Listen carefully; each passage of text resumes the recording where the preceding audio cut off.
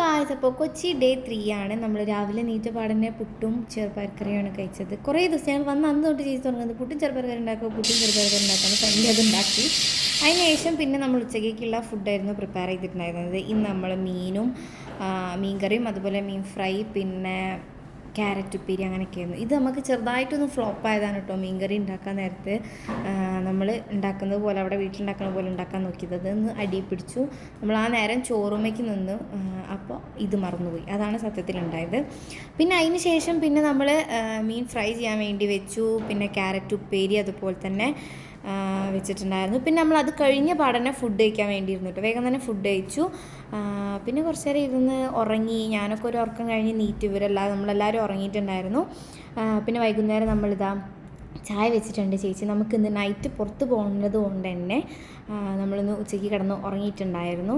അല്ലെങ്കിൽ ഒരു 12 മണിയാകുമ്പോഴത്തേനൊക്കെ എനിക്ക് ഉറക്കം വരൽ തുടങ്ങുന്നതുകൊണ്ട് ഞാൻ ഒന്ന് കുറച്ച് നേരം കിടന്ന് ഉറങ്ങിയതാണ്. ഇത് നമ്മൾ ന്യൂ ഇയറിൻ്റെ തലേ ദിവസം എടുത്ത ഒരു വ്ളോഗാണ് കേട്ടോ. നിങ്ങൾ ന്യൂ ഇയറൊക്കെ കഴിഞ്ഞിട്ടാവും നിങ്ങൾ ഈ വ്ളോഗ് കാണുന്നുണ്ടാവുക.